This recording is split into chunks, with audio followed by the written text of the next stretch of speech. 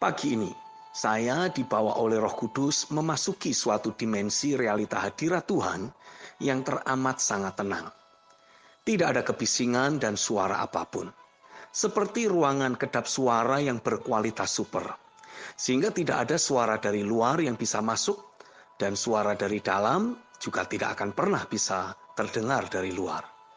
Saya jadi menyadari, inilah tempat rahasia Tuhan, di mana musuh pun tidak akan bisa mendengar ataupun menyadap pembicaraan antara kita dengan dirinya. Mazmur 91 ayat yang pertama. Lalu saya melihat di dalam tempat itu, ada pribadi-pribadi dengan perawakan yang sangat berbeda dari manusia pada umumnya. Badannya tegap dan berkilau-kilauan keemasan. Matanya seperti nyala api dan badannya tegak. Juga gerak langkahnya pasti. Dan di tangannya ada pedang yang berkilauan seperti kilat yang menyambar-nyambar.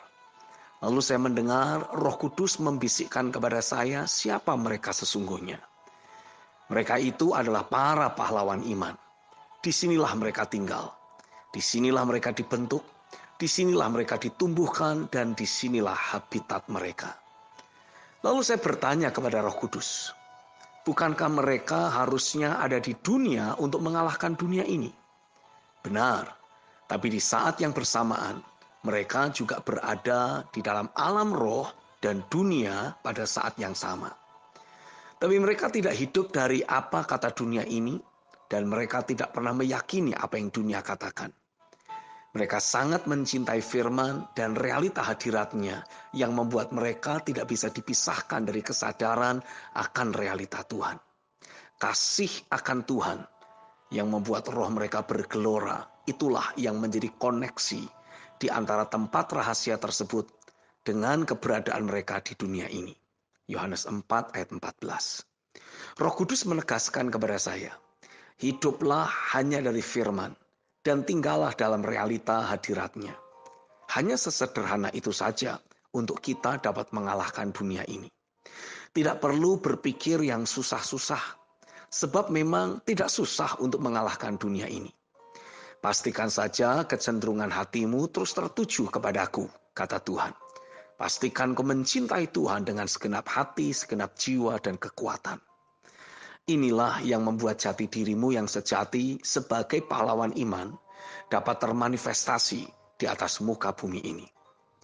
Kitab 1 Yohanes pasal yang kelima ayat 3-4 mencatat, sebab inilah kasih kepada Allah, yaitu bahwa kita menuruti perintah-perintahnya. Perintah-perintahnya itu tidak berat, sebab semua yang lahir dari Allah mengalahkan dunia. Dan inilah kemenangan yang mengalahkan dunia, iman kita. Saya merasa sedang terus terjadi sesuatu di dalam alam roh. Suara Tuhan menjadi sangat jelas terdengar. Kita tidak akan pernah lagi kesulitan dalam membedakan dan mendengar suara Tuhan. Semakin kita mencintai Tuhan dan mati dari diri sendiri, maka keheningan ruang tahta yang membuat kita menerima suara Tuhan tanpa gangguan akan kita alami setiap hari. Hal ini akan membuat arah dan langkah kaki kita semakin pasti untuk mencapai agenda Tuhan bersama. Oleh iman, kita mengalahkan dunia. Sedang terjadi suatu akselerasi dalam pemahaman, sehingga proses diri kita diperlengkapi dan dibangun, mengalami percepatan untuk mencapai kesatuan iman dan pengetahuan yang benar tentang anak Allah. Mencapai kedewasaan penuh dan tingkat pertumbuhan yang sesuai dengan kepenuhan Kristus.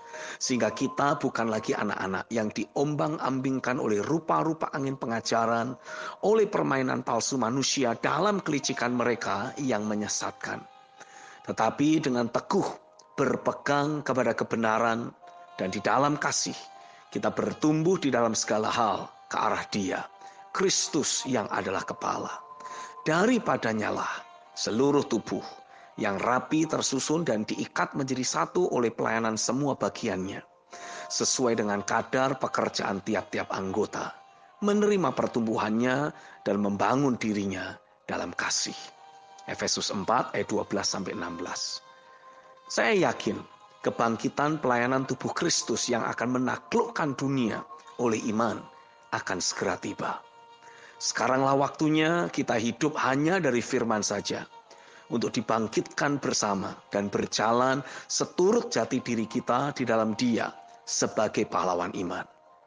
Oleh iman kita mengalahkan dunia. Amin.